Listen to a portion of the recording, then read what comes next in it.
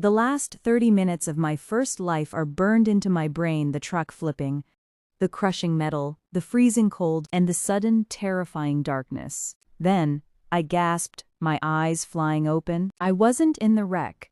I was sitting at my family's dinner table. I checked my phone September 14th, 2028. I had gone back in time, exactly 1 month before the zombie apocalypse. I told my parents everything about the dead walking and the world ending. They believed me. We had 30 days, and we built the ultimate survival fortress. Dad remembered our family's hidden forestry cabin deep in the woods. Underneath it was an old concrete bunker. Dad called his closest, most trusted construction friends, and working in absolute secrecy, they transformed it. Body-insulated walls to make sure the bunker stayed completely hidden from thermal imaging and harsh weather. Dad lined the inner concrete walls with thick layers of industrial thermal insulation and wooden paneling. This kept our body heat trapped inside and blocked outside temperatures. They welded thick iron plates onto the heavy bunker doors to make it completely unbreakable. Dad repaired the old underground water pump, connected it to a multi-stage filtration system, and routed clean water straight into a large indoor storage tank. Electricity was the most important thing for our survival, running our appliances, AC, and security systems silently. Dad installed high-efficiency solar panels on the hidden roof of the cabin, connecting them to a massive battery bank inside the bunker for silent, renewable power. During the day, for heavy-duty power needs, he also installed a diesel generator outside, hidden inside a thick, sound-dampening wooden box. Inside, he wired up a central AC and heating system, humidifiers, and lighting. We set up hidden CCTV cameras around the perimeter, wired to a screen inside the bunker. To protect ourselves from wandering infected or violent scavengers, Dad and his friends ran heavy-duty insulated wiring around the outer fence. With the flip of a switch inside, we could electrify the outer perimeter fence, delivering a devastating high-voltage electric shock to anything trying to break through. While Dad handled power and security, Mom took total control of our food storage. I bought 3 large, commercial refrigerators and 2 deep freezers from a restaurant supply store. Dad wired them directly into our solar and generator grid. We packed the deep freezers solid with hundreds of pounds of vacuum-sealed beef, chicken, and pork. Mom organized metal shelving units into neat rows.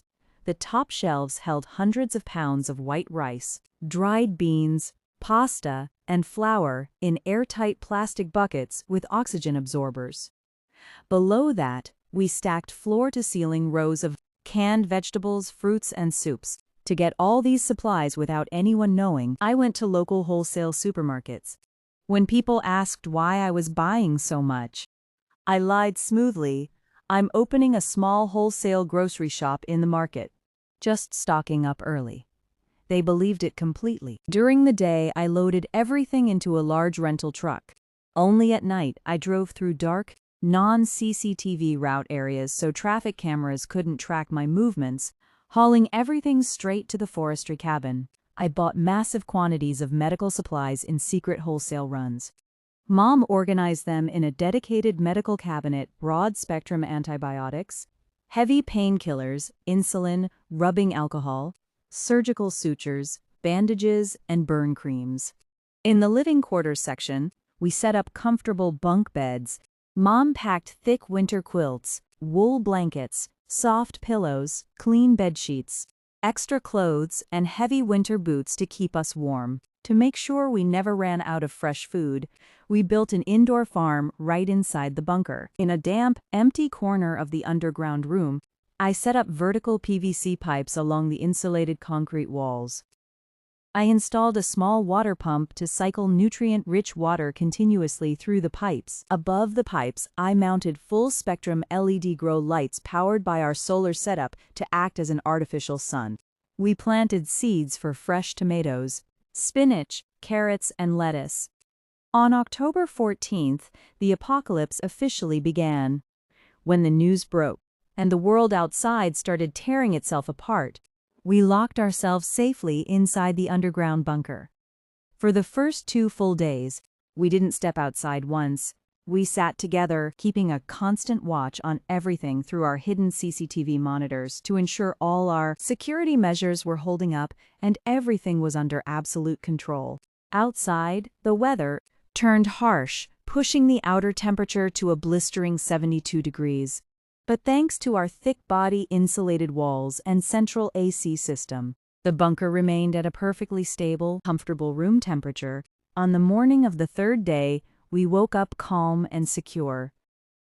Dad brewed a fresh hot pot of coffee and tea, and we sat around the table sipping our hot drinks while watching the live morning news broadcasts on one screen and tracking the quiet, empty perimeter on our CCTV monitors. Dad immediately switched the cameras.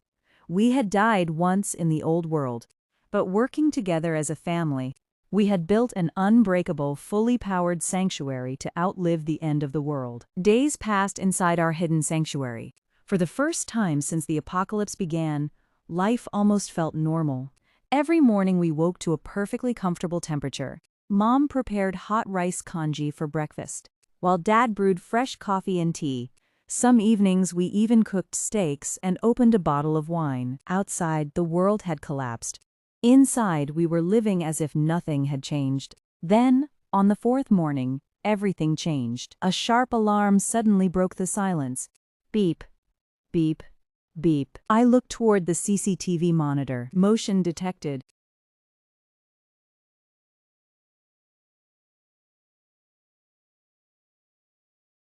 Someone was outside. Dad immediately switched the cameras to the forest perimeter. A group of survivors had discovered our cabin. They were exhausted, desperate, and clearly starving. Then they noticed the reinforced bunker hatch. They rushed toward it. One man grabbed an iron bar and tried to force it open. Another joined him. They pushed. They hammered. They screamed. But the reinforced steel didn't move. Not even an inch. Mom activated the hidden intercom. "Leave this place immediately."